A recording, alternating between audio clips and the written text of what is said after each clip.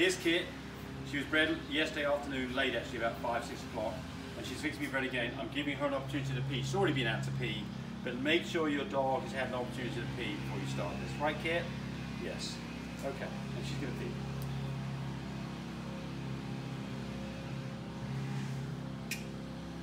Because you don't? Okay, perfect. Come on, Kit, go. And I'll clean that with water and vinegar as soon as we get done. I don't like peeing on my concrete. But it is what it is. Okay, so I'm gonna have Tammy view this so we can just We see got all the the first part. kids' toys back here for swimming. Come on, Kit. Come on, Kit. All right, so what we want to do is we want to get into a comfortable place to do this, because we're going to have a full 30 minutes of her being up like this. So the technique is that you want to make sure you've got her trapped where she cannot get away. You can see she's comfortable. If you're doing this for the first time, then yeah, that's fine. Tammy's saying it's a lot of background stuff. That's fine. Go on this. No, it's dark.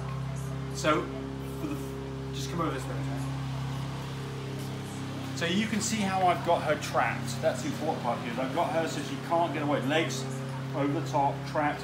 She can't get away. All right, I'm ready to go. I've got myself a timer because I'm going to spend a full 30 minutes. If I knew how to work this thing, count up. Are you comfortable, Kit? There we go. And we're counting up. There's my count. Full 30 minutes like this. You know, it's not a bad idea to have somebody with you to stroke on the dog's head, especially if you've got a wriggly dog. Kit's going to be pretty compliant. Some dogs, not so much. First-time dogs, you know, they can want to wriggle around a little bit.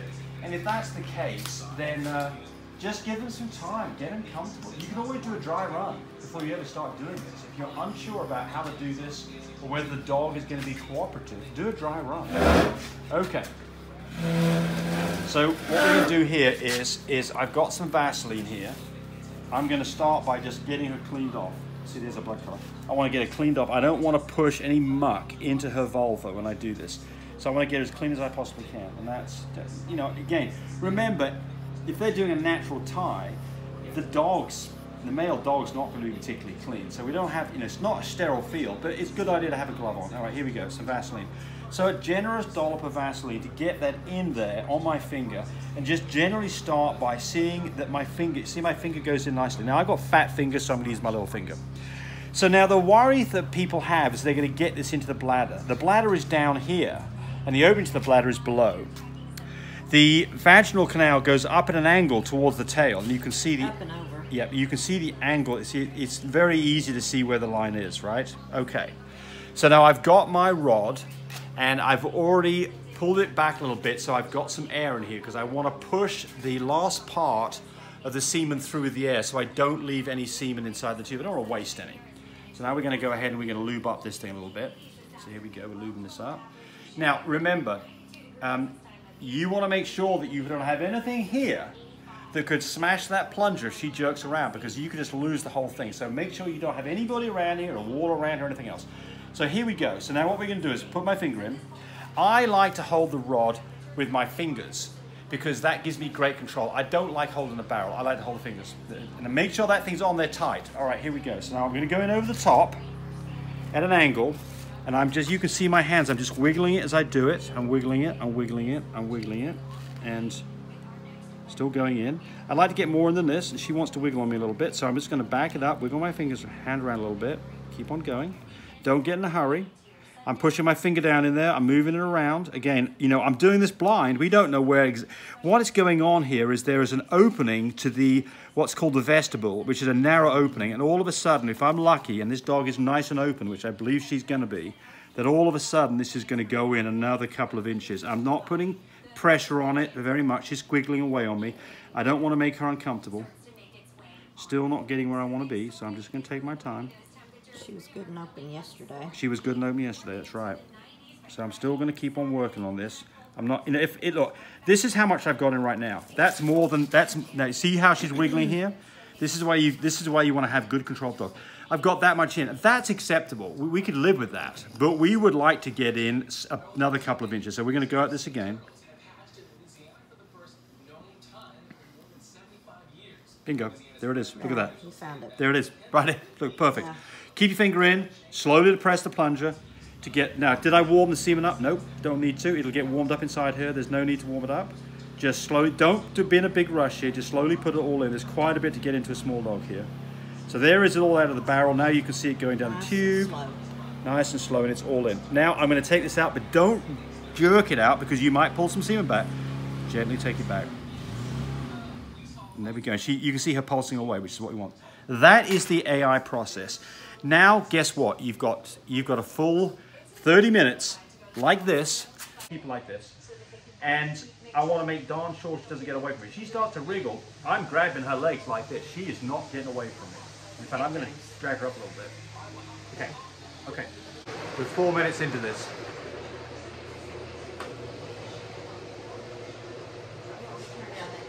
No, it's fine. Thank you, though. So why have I got a TV on? Because I'm going to get bored.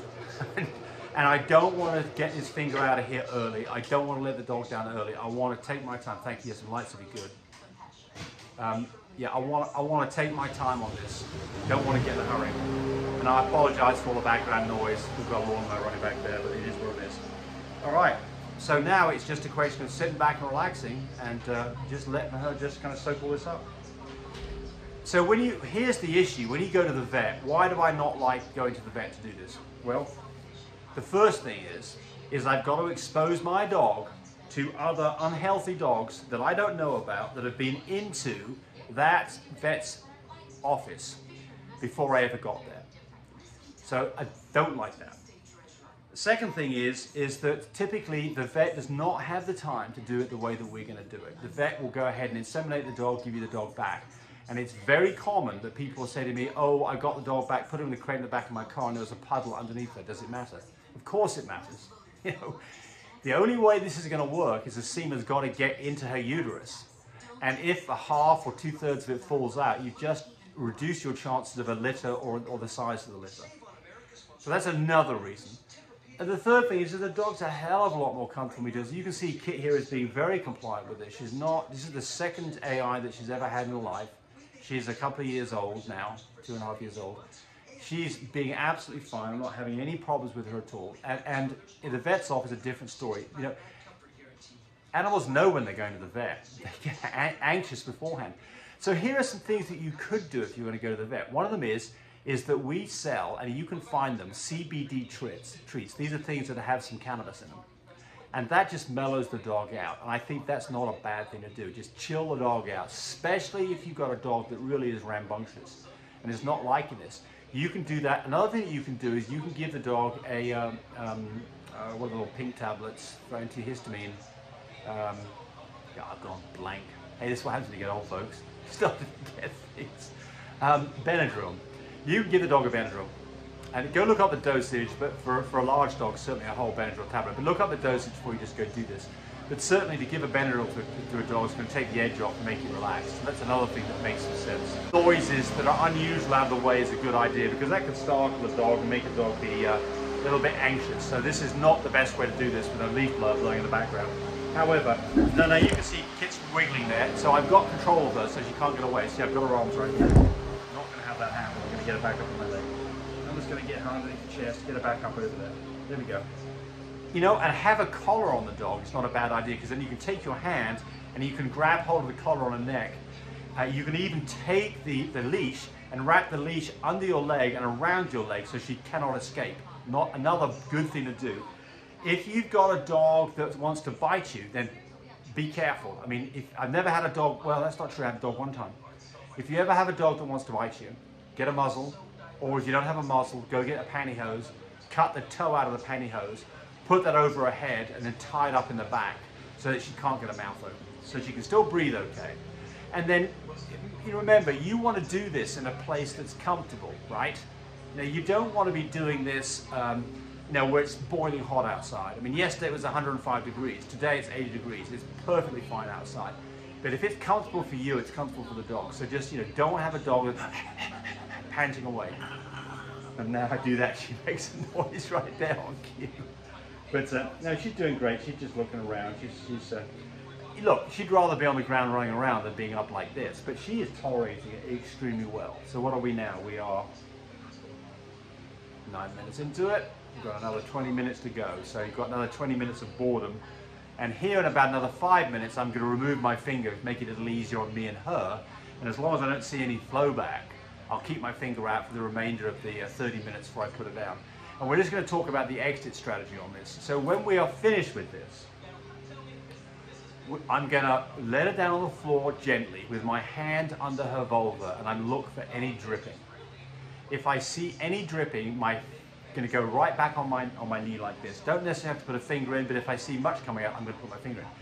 And any time during this process, if you see a lot of fluid coming out, just bury your finger in there deep into her vulva so that you can plug it all up. Then after that's done, I don't want her to go and pee somewhere. So the next step's going to be is to go put her in a crate for another, by herself, for a good 30 minutes, a good hour with a towel over the top of it so it's all quiet, and hopefully she'll lay down and go to sleep. Much rather have her do that than stand up, because if she stands up, gravity is in effect again, and you can get some of it dripping out. So remember, the whole mechanics of this whole process is get the semen into the right place and get it to stay there. And don't let gravity suck it out, so you don't want the dog standing up. And that's it. Really pretty easy. If this is your first time doing it, you can always go get an AI rod and a glove and lube it up without anything, no semen at all, and just have a practice run and put it in there. And just to make sure that you know what you're doing before you actually do the actual insemination. You don't want to be in a situation where you're doing the insemination and something's gone wrong, and now your opportunity to breed this dog has just been compromised. So get set up properly beforehand. If you're unfamiliar with this, review the video a couple of times. I've got other videos that are basically going to tell you exactly the same thing. And again, the trial rod is not a bad idea at all. Do a trial rod. It's like anything, you know. It's once you've done it once, it's easy. You know what they say: watch it, do it, teach it. That's what they do in surgeries. Watch one, do one, teach one. And if once you've got to the point you've taught somebody, you've probably got it down pretty good. All right. So then the next thing is mark your calendar. So yesterday was the first AI, and that was on the 15th of August. So I then rolled forward 2 months to the same date, the 15th, August, September, October. So I expect her first due date to be approximately October the 15th. That's going to be close. I'm going to start taking a temperature about 5 days before that. So about the 10th of October, we'll start taking a temperature. As of today, she is going to get a multivitamin and 5 milligrams of folic acid every day from here on out. I'm going to tilt this up a little bit so you can see me a bit more for what it's worth. So every day we're going to give her 5 milligrams of folic acid. People ask me, where do you find that? Amazon. You can buy 2 bottles of 100 tablets each for like 12 bucks on Amazon. Nothing special about the folic acid. It's exactly the same thing that we give to humans. So for quite some time now, the pediatricians have been recommending, or the OGBI guys, women, have been advising that pregnant women take folic acid. Why? Because it can help eliminate or at least reduce birth defects. Things like cleft palate, things like that. So now we're 40 minutes into this. I'm now going to tilt this down. You'll see me take the finger out. So we'll tilt this down here a second. And you can see that I've got her. She's kind of knuckled down on me a little bit. I'm just going to pull her back up a little bit, just like that. I'm now going to take my finger out. And you can see there is nothing coming out here at all at the moment. Now that's not to say that she can't all of a sudden get worried about something, do a jerk on me and start squeezing stuff out. If she does, I'm just going to pinch her close like that and put a finger in. So now it's all just a question of laying back, relaxing, and just letting this let this semen just soak in there. So that's exactly what I'm going to do. So, all right, there we go. I'm going to relax. I'm going to wait for the count to go to 15 minutes, and then we'll let it down. By the way, I didn't talk about this. You can what's called feather. Feathering is you basically touch around her vulva, and you'll see when I do that, she has a contraction. And the purpose of that is that helps the semen be by peristaltic action, the same way that you swallow, kind of gets that semen going down. Remember, we've got gravity in our favor here big time, so where's the semen want to go? Downhill. Where's downhill? All the way to the uterus. So, you know, we did a really good job getting the semen all the way into the vestibule. Now, you don't get it all the way up into the uterus. That's not happening. If you look at the anatomy of a dog, then what you've got is a canal that goes slightly at an angle upwards. If the dog was standing with a horizontal back, the canal goes slightly upwards, Then it goes to a very narrow place, and then it opens up into what's called the vestibule. And the vestibule is basically it's like a little cave with a dead end in it. If you push that rod in too far, or after you saw me all of a sudden go another couple of inches, if you go much further than that, you'll hit the end of the cave, and you'll find that you can't press the plunger because it's blocked by the end of the cave. If that's the case, you just retract the rod about a quarter of an inch, and then you'll find that the plunger will press okay. The actual opening to the tubes that lead up to the uterus is a thing called the os, and the os is actually in the roof of that vestibule. There's no way that you're getting that AI rod up into the roof of the vestibule. To do that, you have to do it one of two ways. You either do a TCI, which is basically a camera on the end of an endoscope with a camera on it, and the tube then goes through the center of that with a light on it, and you can physically visualize the os, and you can manipulate the end of the rod by using your hands externally on the dog's abdomen to get it to go up into the os, and then go up another inch or two and get it actually physically up into the tubes that lead up to the uterus. That's great, no problem at all. Or you can do what's called the Scandinavian Method. The Scandinavian Method, you do it all blindly. You put it in like I did, then you use your hands underneath the dog to manipulate that AI rod and to get it to bend up and go up into the os. That's a technique that I haven't learned. It's a technique that I don't see very many people talking about. It's a technique that you're going to have to be pretty experienced to do that. You're probably going to have to put some TCIs to learn how to do it properly. And it's certainly not something that most of you, if any of you, are going to be doing. But that's another way. If you were doing a lot of this, if I was a vet doing this for a lot of people, I would learn how to do the Scandinavian Method. And the reason is that it's totally non-invasive, and it does exactly the same thing as a TCI. Of the three techniques, what do I like? Do I like a vaginal? Do I like a TCI? Do I like a surgical? Well, the one that I least like is the surgical, and the reason for that is it is an invasive procedure. The dog does have to be put under for a short amount of time. You do have to make an incision on the dog's stomach. That does lead to the possibility of infection. So, it's not without its risks, and it's also fairly expensive. There are times to do surgical inseminations. A surgical insemination is the one that you can do the latest with good results, because you don't have to have the semen swimming up the vaginal canal and then up the tubes that lead to the uterus. You physically put the semen directly into the uterus. So for that reason, that is the preferred method. If you're late on your timing, the dog's on idexes at a 35 or a 40, then a surgical is a good option. And by the way, it's also a good option if you're using frozen semen. Frozen semen, you can archive a dog, put it in liquid nitrogen, keep that semen for years, decades. But when you thaw it out, the semen's life expectancy at that point is about 8 hours. You don't have enough time to do a vaginal insemination and expect that semen to live long enough to get and fertilize the eggs. So on frozen semen, most doctors will either do a TCI or preferably a surgical. So when would you do a TCI? Well, a TCI is great. It's basically non-invasive. There's no downside to having surgery. It's less expensive. It's relatively easy to do if you've got the equipment. It's not something, by the way, that you're going to do without that. You can do a TCI about a day later, so you can do a TCI higher numbers than you would do on a vaginal. On an IDEX machine, 25 to 30 is a good range to be doing a TCI. Even later, probably going to work on it. So this is what I like to do. I like to do 2 vaginal inseminations 2 days apart. And I do it 2 days apart to give the stud dog an opportunity to recuperate so his semen count doesn't go down too much. And I also like to do it 2 days apart because it gives me a bigger window of opportunity. Now on this dog, I did it back to back. Why? Because I've already got the semen, it had already been collected the day before yesterday, so I didn't want to keep that semen longer. And the numbers are 35 today. There's no question that our numbers would be out of the socket tomorrow. So there's just not much point on not doing this back to back in this situation. But if you're in a situation where you're not doing progesterone tests, then 2 or 3 inseminations, each one 2 days apart, is normally pretty effective. The kind of thing that I would recommend in that situation. Again, I recommend that you do progesterone tests, but if you can't do progesterone tests, watch your dog until the color of her discharge is going pink. Then if you've got a stud dog around or another male dog around, see how she behaves. Not how the male dog behaves, but see how she behaves towards that stud dog. And that gives you an idea about whether she's receptive or not.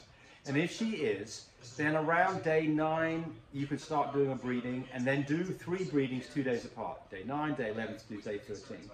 And if you start doing that when her color's gone pink and she's receptive, you'll probably have good results. It's not as reliable as getting progesterone tests and doing the AI on the numbers, but it's still, you know, effective.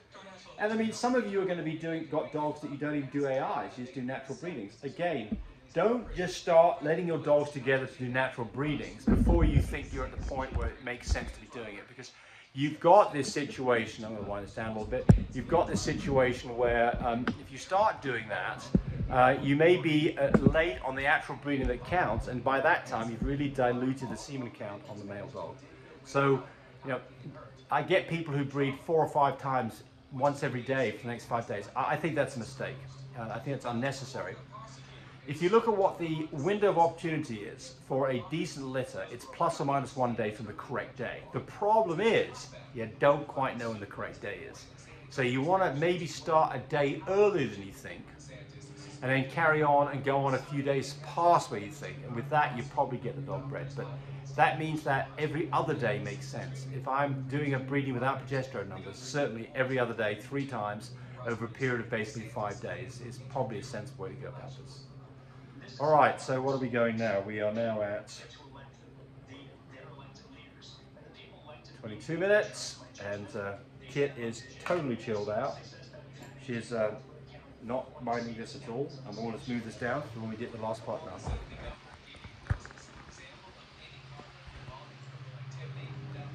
If I go down a bit more, you can see that she's not minding this at all, and I'm chilled too. Cup of coffee would be nice. Absolutely no leakage going on here at all.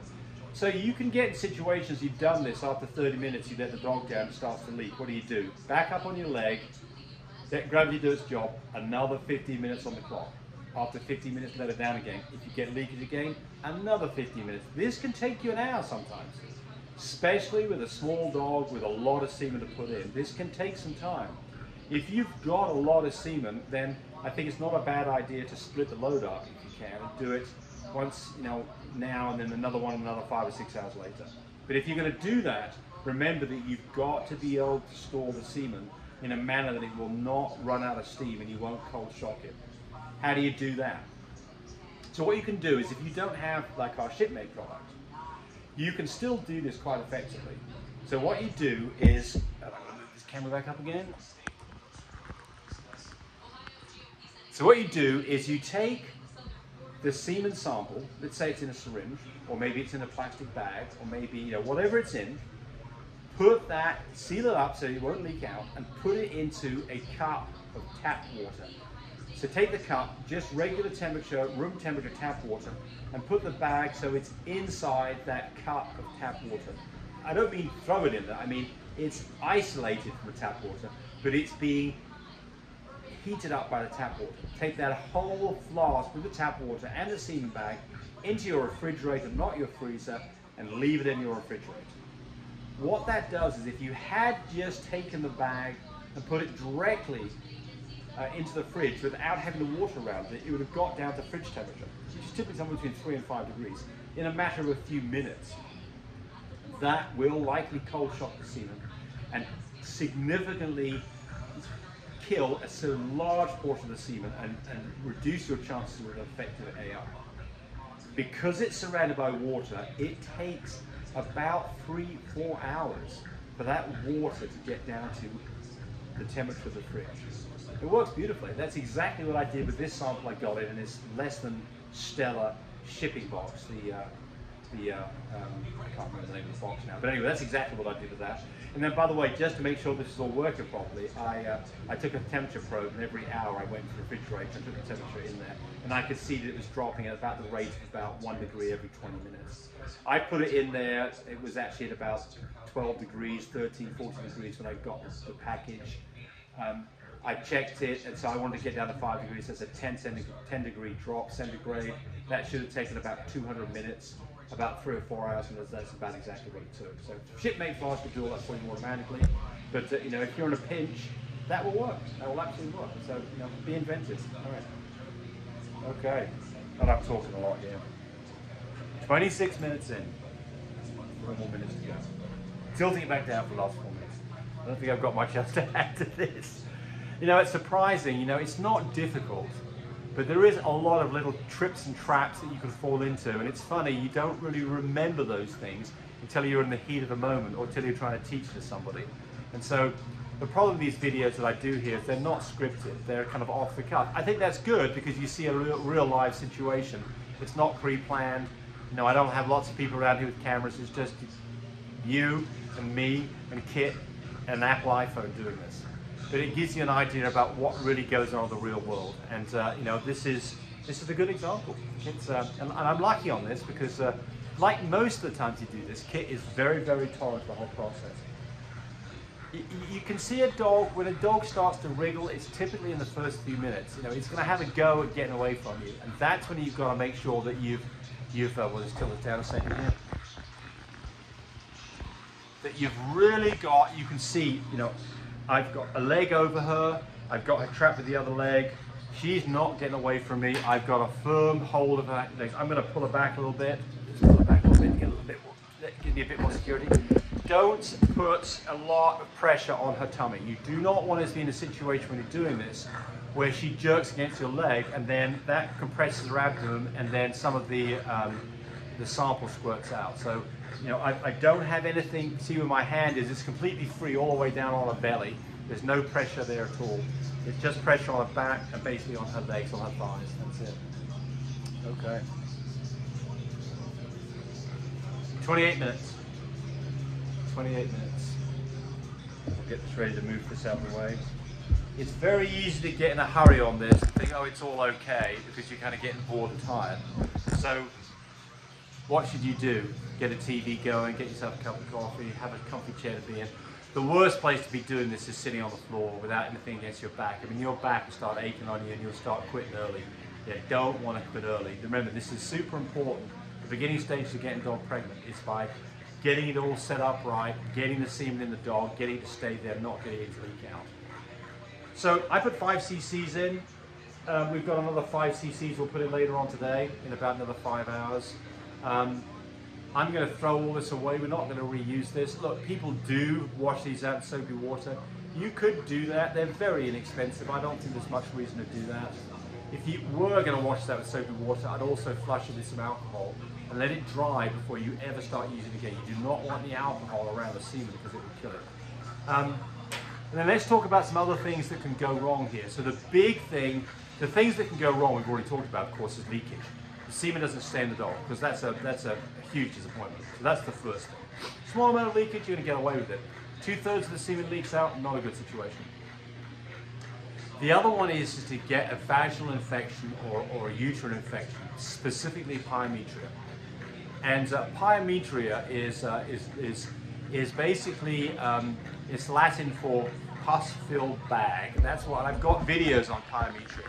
So pyometria is something that if you do enough of this, you will get a dog at some time that gets pyometria. And there's 2 different kinds, open pyometria and closed pyometria. I've got videos on this, so I'm not going to spend a lot of detail on it, but I just want to do something to bide the time before I let it down. So that's why cleanliness is important here. You know, I recommend that you do glove up, that you've washed your hands before you start, that you've swabbed her off as best you can to make sure she's clean, that you've used Vaseline. If you're using a Vaseline jar that's been used before, dig around and get down to some unadulterated portion of Vaseline. Keep things as clean as you possibly can, and then pay attention. If you've got a dog that starts to have problems, typically you'll see that 5 days to 10 days afterwards, where maybe the dog's getting awfully thirsty, getting very lethargic, not being itself. Take the dog's temperature. Getting a discharge would be another thing. Take the dog's temperature. A temperature 1 or 2 or higher is indicative of possible problems with an infection, and that definitely means that you need to go to your vet, and you almost certainly need to get some antibiotics on hand. An open pyometria, or one that is, you've got muck coming out, is one that's relatively straightforward to fix, and with any luck, you don't lose the pregnancy. A closed pyometria means that the pus can't get out, and the dog can go septic on you and you can lose your dog, you're probably going to have to do a spay on the dog. So a closed pyometria is not a good day. So pay attention to how the dog's behaving and keep an eye out for that, because you want to get on top of any kind of a problem where you think the dog's in trouble, to get some antibiotics on board and go get the help from the vet. Okay, so now there's 31 minutes. So now what we're going to do is I'm going to tilt this down again, and we're going to go see if you can see what I'm doing here. So what we're going to do is we're going to slowly let her down on the floor, and the light's not very good here, but I've got my hand underneath her. I'm not going to let her run off. I've got my hand underneath her, and I'm getting absolutely no dribbling whatsoever. My hand is coming up completely dry, which is great. So now what I'm going to do is I'm going to pick her up and put her into a crate. You've got to be a little careful picking up. Do not put pressure under her tummy, because you could squirt stuff out. So the technique for this is to grab her by thigh and get her up like this. Don't drop her. And then get your hand underneath her chest and then keep her back end up in the air like this. Now I've got her in the same position where gravity's doing its job. I've got her cradled, she can't get away from me, and now I'm going to go pop her into a crate, put a cover over it, and let her relax for the next few hours. So there we go, done. Thanks for watching the video. I really appreciate people who subscribe to me. It helps me, encourage me to do more of these videos. But do remember, disclaimer here, I am not a vet. I'm not a licensed medical professional. I'm purely a person who's been breeding dogs for the last couple of decades. Any information that you got from this video, use at your own risk. There's nothing implied here, and certainly this should not be used as a substitute for advice from your veterinarian or your medical professional. I hope you enjoyed the video. Come back for more of them. Bye.